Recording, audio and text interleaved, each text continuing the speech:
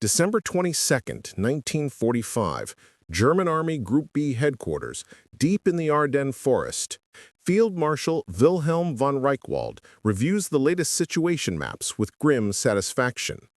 The Americans at Bastogne are surrounded, cut off, and running low on ammunition. Every calculation, every tactical assessment points to one inevitable conclusion. The 101st Airborne will surrender within 48 hours, opening the road to Antwerp. But von Reichwald doesn't know that 90 miles to the south, Lieutenant General George S. Patton has just promised Supreme Commander Eisenhower the impossible. He will pivot 3 entire divisions 90 degrees through ice and snow, break the German encirclement, and relieve Bastogne in 72 hours. Within 4 days, every assumption the Germans held about winter warfare, encirclement tactics, and American capabilities will be obliterated in one of the most stunning military maneuvers in history. The stone farmhouse serving as Army Group B's forward command post sits beneath skeletal trees, their branches heavy with December snow. Inside, oil lamps cast flickering shadows across maps pinned to rough wooden tables. Von Reichwald, a veteran of the Eastern Front who witnessed the encirclement of Soviet armies at Kiev and Minsk, traces his finger along the roads converging on Bastogne. His staff officers lean in, following his calculations with the practiced eyes of men who have executed dozens of encirclements. "Gentlemen," von Reichwald begins, his voice carrying the confidence of experience, "by every military principle we understand, Bastogne must fall. The Americans have perhaps 18,000 men surrounded. We have committed elements of 7 divisions to contain them. The weather has grounded their air support. Their supply line is severed. They are isolated in the middle of our offensive." Oberst Heinrich von Steiner, the intelligence officer, nods and adds his own assessment. "Our reconnaissance confirms they are critically low on medical supplies, artillery ammunition, and anti-tank rounds. The American commander, Brigadier General Anthony McAuliffe, has approximately 3 days of rations remaining. The temperature tonight will drop to -15 degrees Celsius. Frostbite and hypothermia will do much of our work for us." The German officers around the table murmur agreement. These are not delusional men engaging in wishful thinking. They are professional soldiers applying lessons learned through brutal experience on the Russian front, where encircled Soviet armies, despite fierce resistance, eventually succumbed to the mathematics of siege warfare. An encircled force, no matter how determined, cannot fight without ammunition. Soldiers cannot fight without food. The wounded cannot survive without medical care. Von Reichwald's confidence stems from a fundamental understanding of mechanized warfare in winter conditions. In December 1941, German panzer divisions attempting to advance on Moscow became trapped in mud, then snow, then temperatures that plunged to -40 degrees Celsius. Engines froze solid. Oil thickened to the consistency of molasses. Tank treads snapped like brittle glass. The Wehrmacht learned the hard way that winter is the great equalizer. It doesn't matter how many tanks you have if they cannot move. Now, in December 1944, the Germans believe they hold every advantage. General der Panzertruppen Erich von Manstein, commanding the forces directly investing Bastogne, issues his daily situation report with barely concealed satisfaction. "The American position deteriorates hourly. We control every road. The 2nd Panzer Division holds the north. The Panzer-Lehr Division secures the west. The 26th Volksgrenadier Division blocks the south and east. No relief force can reach them. Even if the Americans attempted a breakout, they would be slaughtered in the open terrain." The German assessment is based on solid tactical logic. Bastogne sits at a critical crossroads where 7 major roads converge. Whoever controls Bastogne controls movement throughout the entire Ardennes region. When German forces encircled the town on December 20th, they believed they had achieved a textbook operation. The Americans, rushing to plug gaps in the line during the initial German offensive, had pushed the 101st Airborne into Bastogne without adequate supplies. Now those paratroopers were trapped in what the Germans mockingly called the Kessel, the cauldron. German radio intercepts picked up increasingly desperate American communications. Requests for ammunition, pleas for medical supplies, reports of casualties mounting without morphine to ease their suffering. Von Steiner's intelligence section compiled these intercepts into daily summaries that painted a picture of an enemy on the verge of collapse. On December 21st, one American radio operator was heard saying, "We're down to 10 rounds per rifle. Artillery has maybe 200 shells left total. If they hit us hard tomorrow, I don't know what we'll do." The weather seemed to be fighting for Germany. Thick clouds blanketed the Ardennes, grounding the Allied air forces that had dominated European skies since D-Day. Without air support, without resupply, the Americans at Bastogne were fighting a 19th century siege with 20th century weapons. And in siege warfare, the mathematics always favor the besieger. Von Reichwald understood the broader strategic picture as well. The entire German offensive, Operation Wacht am Rhein, depended on speed.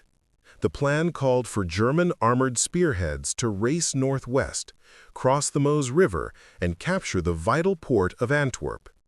If successful, this would split the Allied armies in two, potentially forcing the Americans and British to negotiate a separate peace in the West, allowing Germany to concentrate all forces against the Soviets in the East. But the stubborn American defense at Bastogne had created a problem. The critical road network remained in American hands, forcing German panzer divisions to bypass the town on narrow, muddy secondary roads. This slowed the offensive and created vulnerable supply lines. Still, von Reichwald calculated that once Bastogne fell, which it must, within 48 hours at most, the German advance could resume at full speed. On the morning of December 22nd, von Reichwald authorized a formal surrender demand.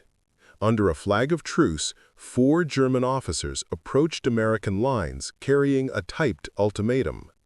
The document, written in English, laid out the situation with brutal clarity.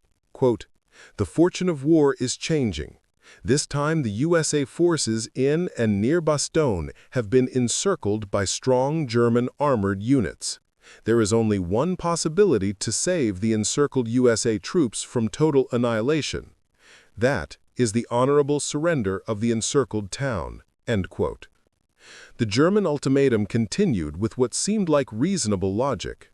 Quote, "If this proposal should be rejected, 1 German artillery corps and 6 heavy AA battalions are ready to annihilate the USA troops in and near Bastogne. All the serious civilian losses caused by this artillery fire would not correspond with the well-known American humanity." End quote. The Germans waited for the inevitable reply. Every military manual, every historical precedent suggested that a surrounded commander, faced with overwhelming force and impossible odds, would negotiate terms. Even the most stubborn defense eventually recognized reality. The German officers who delivered the ultimatum actually felt sympathy for their American counterparts, professional soldiers trapped in an impossible situation through no fault of their own. But what the Germans didn't know was that 90 miles to the south, at the headquarters of the U.S. Third Army in Luxembourg, an entirely different calculation was taking place. On December 19th, 3 days before the surrender demand, General George S. Patton sat in a staff meeting at Supreme Headquarters Allied Expeditionary Force in Verdun. The room was tense with crisis. The German offensive had torn a 50-mile gap in American lines. Entire divisions were scattered or surrounded. Fuel dumps were overrun. Command and control had broken down across a front that stretched from Belgium into Luxembourg. General Omar Bradley, commanding the 12th Army Group, was explaining the desperate situation when Eisenhower cut him off. "George," Eisenhower said, turning to Patton, "I want you to go to Luxembourg and take charge. Move up to Bastogne and relieve those people." Patton pulled out a small notebook and flipped it open. I've already got 3 plans worked up depending on what you want. If you give me the word, I can have the 4th Armored Division moving north in 6 hours. The entire 3rd Corps, 3 divisions, can pivot and attack within 48 hours. The room fell silent. What Patton was proposing seemed logistically impossible. The Third Army was currently engaged in offensive operations to the east, toward the Saar region of Germany. To disengage 3 entire divisions, the 4th Armored, the 26th Infantry, and the 80th Infantry Divisions, turn them 90 degrees north, move them 70 to 100 miles through ice and snow on narrow, muddy roads, and then launch a coordinated attack through German lines into Bastogne, all within 48 to 72 hours, violated every principle of military staff planning. A single division on the march requires meticulous coordination. Thousands of vehicles must move in sequence. Fuel trucks must be positioned. Ammunition supplies must be relocated. Artillery battalions must displace their guns. Infantry companies must be briefed on entirely new objectives. Communications networks must be reestablished. And all of this typically requires weeks of planning, not hours. General Bradley voiced what everyone was thinking. "George, that's impossible. You can't pivot 3 divisions that fast, especially not in this weather." Patton's response was immediate. "Brad, this time the Kraut stuck his head in a meat grinder.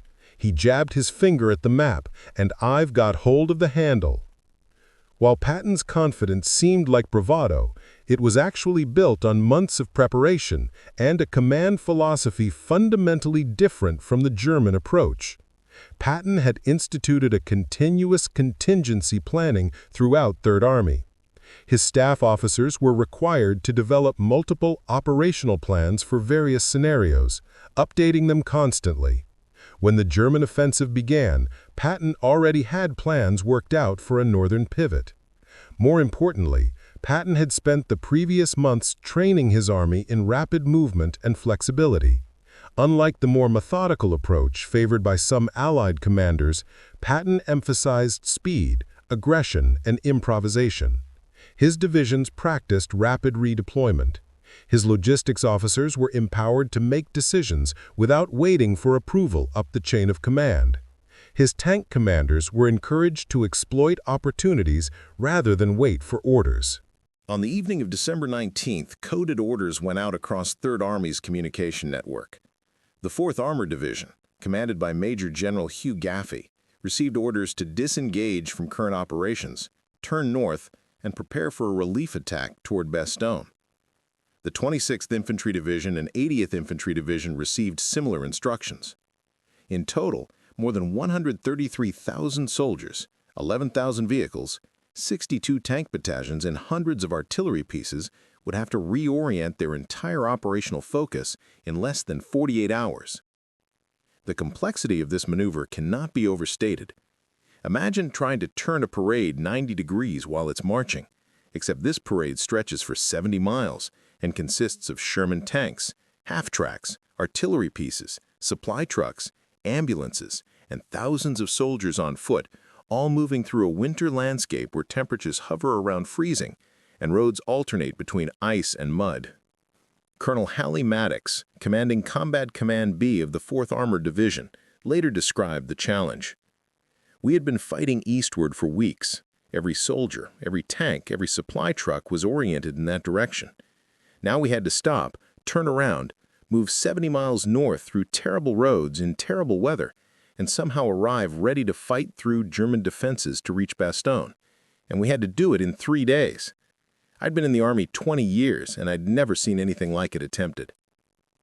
The German High Command, monitoring Allied radio traffic and reconnaissance reports, noted the movement but fundamentally misunderstood its scope and purpose. Von Steiner's intelligence summary for December 20th noted, "Enemy forces south of Bastogne show signs of repositioning. Assessment: local tactical adjustments to prevent further German advances. No indication of organized relief effort toward Bastogne. American command structure remains in disarray." This German misreading of American intentions stemmed from their own operational doctrine. In German military planning, moving 3 divisions required extensive preparation, formal orders through multiple command levels, and careful logistical staging. The idea that an American army could improvise such a massive redeployment in 48 hours seemed beyond the realm of possibility. German doctrine emphasized thorough planning and methodical execution. Staff officers at Army Group B headquarters would have required at least 2 weeks to plan and execute what Patton was attempting in 2 days. Therefore, they concluded, either the Americans weren't really attempting a major relief operation, or if they were, it would take so long to organize that Bastogne would fall long before any help arrived. Von Reichwald's daily situation report to OKW, Oberkommando der Wehrmacht, German High Command, on December 21st, reflected this confidence. Bastogne garrison nearing collapse. No significant enemy relief forces detected. Weather continues to favor our operations by grounding enemy air power. Estimate American surrender within 24 to 48 hours. Recommend preparation to resume offensive toward Meuse River immediately upon Bastogne's capitulation. But while the Germans were confidently predicting surrender, something unprecedented was happening on the road south of Bastogne. Through freezing rain and darkness, Patton's 3 divisions were moving north in one of the fastest large-scale redeployments in military history. The 4th Armored Division alone stretched across 30 miles of road. Sherman tanks, their engines roaring, churned through ice and mud. Their tracks chewed up the frozen ground, creating nearly impassable conditions for the vehicles behind them. Supply trucks skidded on icy patches, sometimes careening into ditches. Maintenance crews worked around the clock to keep vehicles running in temperatures that caused engines to seize and batteries to die. Staff Sergeant James O'Reilly of the 37th Tank Battalion kept a diary during the march. His December 21st entry captures the chaos and determination. 3rd day moving north. Roads are a nightmare. Ice, mud, breakdowns everywhere. We've been driving for 16 hours straight. Can't feel my feet anymore. But the old man says we're going to Bastogne, and by God, we're going to Bastogne. Every tanker in this division knows those paratroopers are counting on us. We'll get there or die trying. The soldiers moving north understood what was at stake. Radio reports had leaked information about the siege. Stories circulated about wounded paratroopers lying in churches without morphine, about artillery crews down to their last shells, about riflemen sharing ammunition and fighting off German attacks with grenades and bayonets. The 101st Airborne had earned legendary status during D-Day and Market Garden. Now they were surrounded and desperate, and the rest of the army felt a visceral need to reach them. Patton's operational plan was characteristically aggressive. Rather than attempt a cautious, methodical approach, he ordered his divisions to attack on a broad front with maximum violence. The 4th Armored would drive straight north along the Arlon-Bastogne Road, the most direct route. The 26th Infantry Division would attack to the left, and the 80th Infantry Division would attack to the right, creating a corridor 20 miles wide. The German forces investing Bastogne suddenly found themselves facing a new threat from an unexpected direction. Von Manstein's intelligence officer reported on December 22nd, significant American forces detected moving north. Composition: multiple armored and infantry divisions. Assessment: larger than initially estimated. Recommend repositioning 5th Parachute Division to block approaches from the south. For the first time, a note of concern crept into German assessments. If the Americans were indeed mounting a major relief effort, and if they were moving as quickly as reconnaissance suggested, the timetable for Bastogne's surrender might be disrupted. But even with this new information, German commanders remained confident that their defensive positions could delay any American attack long enough for the siege to succeed. The German defensive line south of Bastogne was formidable. Villages had been turned into strong points. Anti-tank guns covered every approach. The 5th Parachute Division, despite its name a veteran infantry unit, occupied prepared positions with interlocking fields of fire. Minefields blocked key roads. Artillery batteries were registered on likely avenues of advance. Any attacking force would face a gauntlet of fire. Von Manstein issued orders reflecting his confidence. All units will hold current positions. The American attack will be met with concentrated firepower and counterattack. Bastogne remains our priority. Once the garrison surrenders, we will have ample forces to destroy any relief column. The Germans were about to learn a harsh lesson about American operational tempo, aggressive leadership, and the sheer determination of soldiers fighting to save surrounded comrades. The stage was set for one of the most dramatic military operations of the Second World War, a race against time where every hour mattered, where the lives of 18,000 surrounded soldiers hung in the balance, and where the outcome would shock the German High Command and rewrite their understanding of American military capability. As December 22nd dawned cold and overcast, two armies were converging on Bastogne with entirely different expectations. The Germans confidently awaited surrender. The Americans were coming with everything they had, driving through ice and exhaustion, determined to prove that no American force would be abandoned to its fate. Within 48 hours, the laughter in German command posts would turn to stunned silence as Patton's divisions smashed through defensive lines that were supposed to be impregnable. The impossible maneuver would become reality, and the soldiers trapped in Bastogne would witness a relief column arriving far sooner than anyone, American or German, had believed possible. The iron ring around Bastogne was about to be shattered, and with it, German confidence in their winter offensive and their assumptions about American capabilities. History was about to be made on the frozen roads of the Ardennes, and the men of Patton's Third Army were writing it in blood, steel, and unstoppable momentum. December 23, 1944, 04:30 hours. The darkness before dawn hung over the Ardennes like a shroud. Colonel Creighton Abrams' Combat Command B of the 4th Armored Division was forming up for the final push toward Bastogne. His Sherman tanks idled in formation, exhaust mingling with the frozen fog. Abrams, standing high in his command tank's turret, studied the road ahead through binoculars. Reports indicated that German positions were dug in just 3 miles north, blocking the last road to Bastogne. The tankers of the 4th Armored had been driving and fighting for 3 relentless days. They'd covered nearly 100 miles, smashed through 2 defensive belts, and left burning German vehicles scattered across the snow. But the final stretch, the last 6 miles, promised to be the bloodiest. The Germans knew what was coming, and they had concentrated their best troops and heaviest weapons to stop it. Inside Bastogne's frozen perimeter, Brigadier General Anthony McAuliffe moved through the shattered town. Medical supplies were gone. Ammunition was critically low. His men were down to 10 rounds per rifle. The wounded lay in cellars and churches, wrapped in bloodied blankets, their breath fogging the icy air. Yet, amidst the exhaustion, something intangible had changed.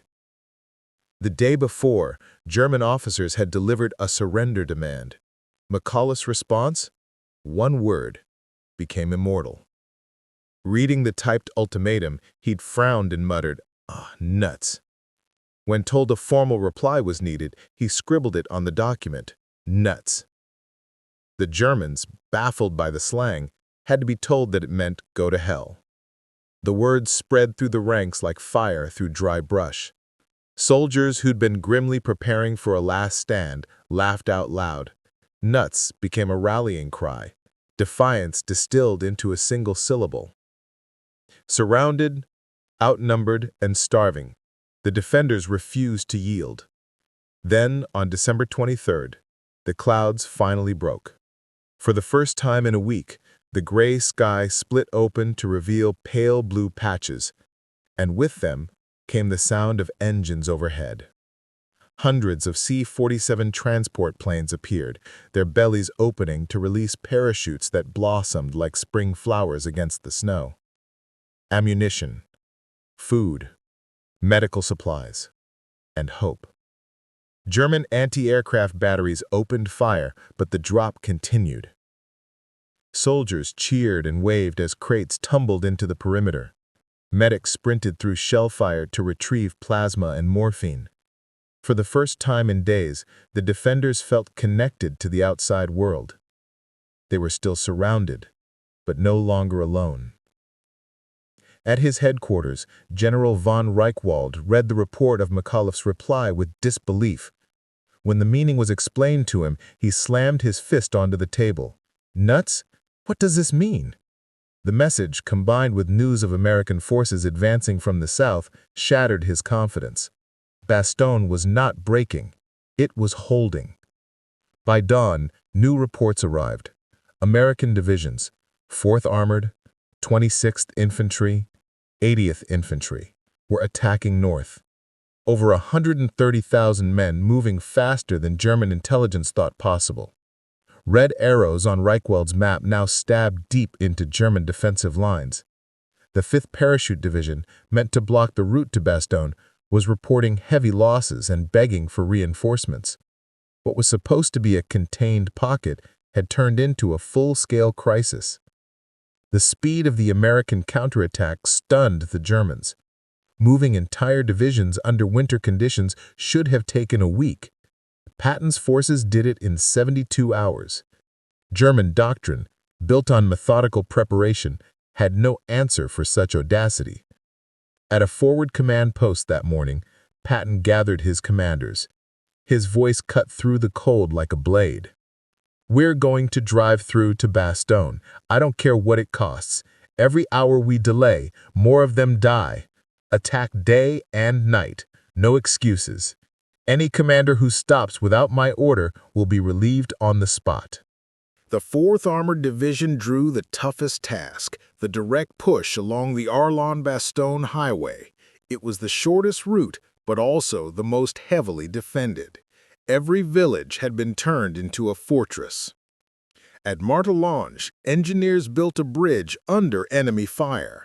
At Warnack, German paratroopers fought from cellars and tunnels. Staff Sergeant Robert Falk of the 51st Armored Infantry recalled, "We hit Warnack at dawn. The crowds fought for every building. We cleared a house, moved on, and they popped up behind us. It took all day to take that one town, but we knew the guys in Bastogne were counting on us. That kept us going." American artillery pounded German defenses with unprecedented fury. Hundreds of guns fired so continuously that the earth itself seemed to shake. A captured German officer later admitted, "We could not believe the amount of artillery you were firing. Men went mad from the concussion. When your infantry came, we were too stunned to resist." But artillery alone couldn't take Bastogne. Tank and infantry had to move in close, often fighting house to house. Lieutenant Colonel Albin Erzik of the 8th Tank Battalion described Chamont. "We entered the village and immediately lost 3 tanks to hidden Mark IVs. The streets were too narrow to maneuver. We fired, they fired, buildings burned. When it was over, half the town was rubble." By nightfall on December 23rd, the American advance was grinding forward yard by yard. The cost was staggering, over 1,000 casualties in the 4th Armored alone. Medics worked in makeshift aid stations, surrounded by the groans of the wounded. Chaplains moved among them, offering quiet words of comfort. Inside Bastogne, the defenders could hear the thunder of artillery from the south. Experienced ears could tell American guns from German ones. Hope flickered again. Help was coming. The Germans, desperate, threw everything they had into blocking the road.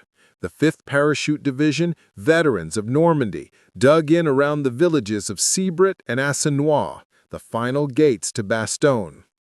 On Christmas Eve, Patton received his orders, break through, whatever it takes.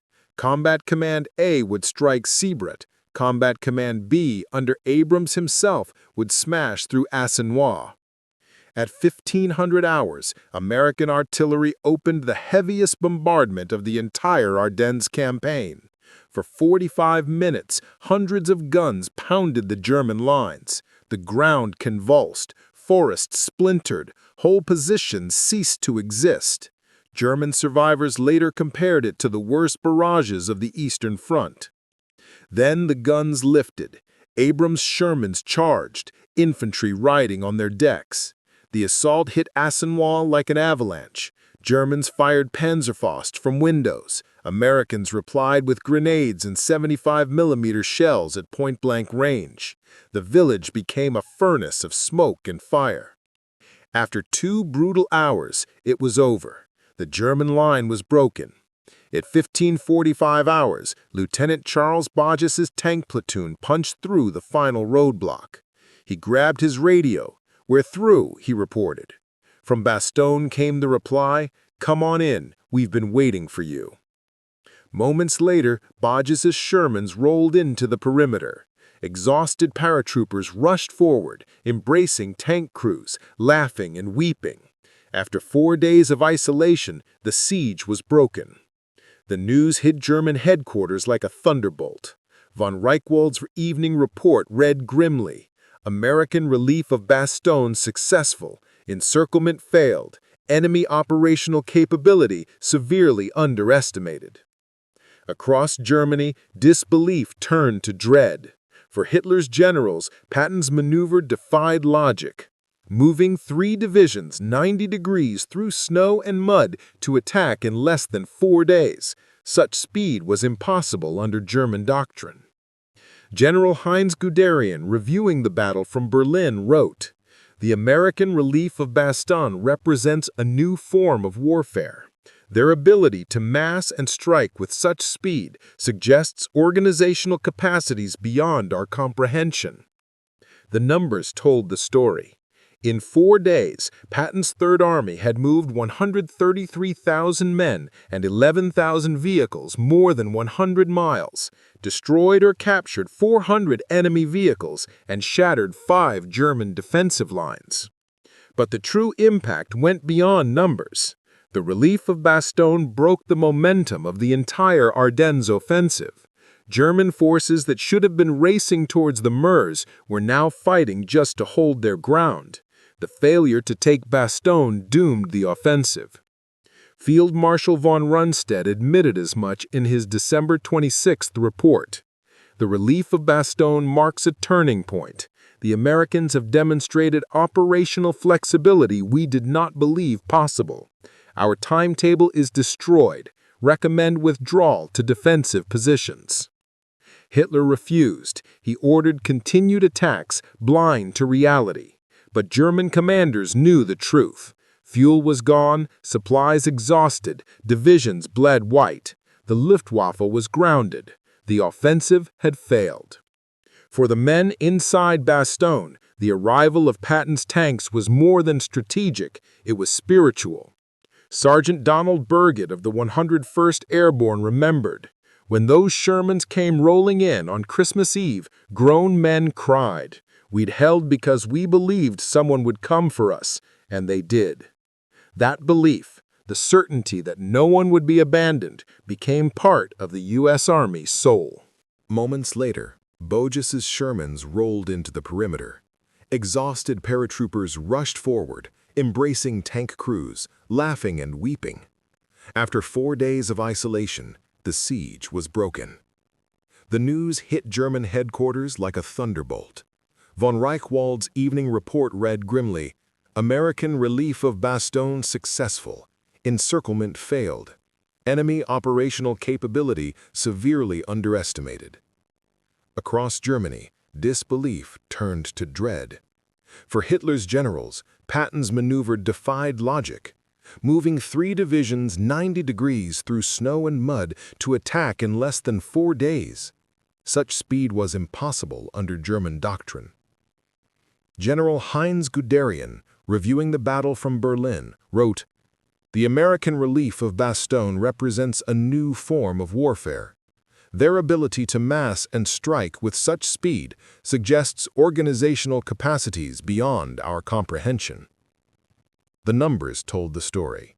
In 4 days, Patton's Third Army had moved 133,000 men and 11,000 vehicles more than 100 miles, destroyed or captured 400 enemy vehicles, and shattered 5 German defensive lines. But the true impact went beyond numbers. The relief of Bastogne broke the momentum of the entire Ardennes offensive. German forces that should have been racing toward the Meuse were now fighting just to hold their ground. The failure to take Bastogne doomed the offensive. Field Marshal von Rundstedt admitted as much in his December 26 report. The relief of Bastogne marks a turning point. The Americans have demonstrated operational flexibility we did not believe possible. Our timetable is destroyed. Recommend withdrawal to defensive positions. Hitler refused. He ordered continued attacks, blind to reality. But German commanders knew the truth. Fuel was gone, supplies exhausted, divisions bled white. The Luftwaffe was grounded. The offensive had failed. For the men inside Bastogne, the arrival of Patton's tanks was more than strategic, it was spiritual. Sergeant Donald Burgett of the 101st Airborne remembered, "When those Shermans came rolling in on Christmas Eve, grown men cried. We'd held because we believed someone would come for us, and they did." That belief, the certainty that no one would be abandoned, became part of the U.S. Army's soul. The victory also revealed why the American system worked. Unlike the rigid Wehrmacht hierarchy, the U.S. Army empowered its junior leaders. Tank commanders made split-second decisions. Engineers built bridges in hours. Supply officers improvised miracles. The Germans saw chaos. In reality, it was flexibility, the power of initiative multiplied by scale. The logistics behind the operation astounded observers. American units burned through thousands of gallons of fuel hourly, yet the trucks kept coming. A captured German logistics officer admitted in disbelief, "We calculated your fuel would last 2 days. You fought 4. You never stopped. We cannot understand how you supply such armies." The answer was industrial might. Factories in Detroit, Pittsburgh, and Chicago, producing at rates the Germans could never match. American industry coupled with flexible command made the impossible possible. The psychological effects were immense. Among the Allies, Bastogne became legend, a story of faith rewarded, courage vindicated. Among the Germans, it became proof that the war was unwinnable. If the Americans could move armies faster than blitzkrieg and fight harder than expected, then Germany's fate was sealed. The battle's human cost was enormous. Over 2,000 casualties in the 101st Airborne, nearly 3,000 in Patton's relief force, and more than 15,000 German dead, wounded, or captured. The villages around Bastogne were reduced to rubble, their civilian populations scattered. Yet from the devastation emerged one of the most enduring symbols of World War II. On December 27th, Patton arrived in Bastogne. Standing amid the ruins, surrounded by frost-covered soldiers, he removed his gloves and saluted McAuliffe. "No other army in the world could have done what you did," he told them. "You held because you believed someone would come for us, and they did." For the Germans, the lesson was bitter, but clear. Von Rundstedt, questioned after the war, summarized it simply. "We knew the Americans had more materiel. We did not understand how effectively they could use it. Bastogne taught us that." The victory also revealed why the American system worked.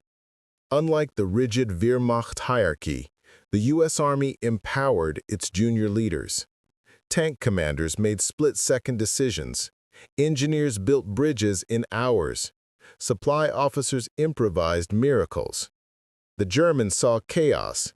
In reality, it was flexibility, the power of initiative multiplied by scale. The logistics behind the operation astounded observers. American units burned through thousands of gallons of fuel hourly, yet the trucks kept coming. A captured German logistics officer admitted in disbelief, "We calculated your fuel would last 2 days. You fought 4. You never stopped. We cannot understand how you supply such armies." The answer was industrial might. Factories in Detroit, Pittsburgh, and Chicago, producing at rates the Germans could never match. American industry, coupled with flexible command, made the impossible possible. The psychological effects were immense. Among the Allies, Bastogne became legend, a story of faith rewarded, courage vindicated. Among the Germans, it became proof that the war was unwinnable. If the Americans could move armies faster than blitzkrieg and fight harder than expected, then Germany's fate was sealed. The battle's human cost was enormous. Over 2,000 casualties in the 101st Airborne, nearly 3,000 in Patton's relief force, and more than 15,000 German dead, wounded, or captured. The villages around Bastogne were reduced to rubble, their civilian population scattered. Yet from the devastation emerged one of the most enduring symbols of World War II. On December 27th, Patton arrived in Bastogne. Standing amid the ruins, surrounded by frost-covered soldiers, he removed his gloves and saluted McAuliffe. "No other army in the world could have done what you did," he told them. "You held when everyone said it was impossible, and my boys got here when everyone said that was impossible too."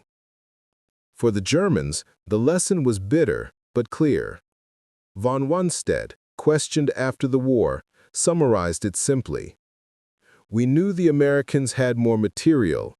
We did not understand how effectively they could use it. Bastogne taught us that." In the decades that followed, Bastogne became sacred ground. Veterans returned to the forests where they had fought. The people of Belgium honored them every December. Monuments rose where tanks had once burned. The word nuts entered military lore, symbolizing defiance against impossible odds. For historians, Bastogne stands as a case study in leadership, logistics, and willpower. For soldiers, it remains a testament to endurance, the proof that courage, faith, and speed can turn disaster into triumph. In the frozen woods of the Ardennes, surrounded by death and despair, a generation of Americans proved something timeless. When everything seems lost, when surrender seems logical, when the enemy demands submission, the right answer is still nuts. And then, as Patton's tank showed on that silent Christmas Eve, fight your way to victory.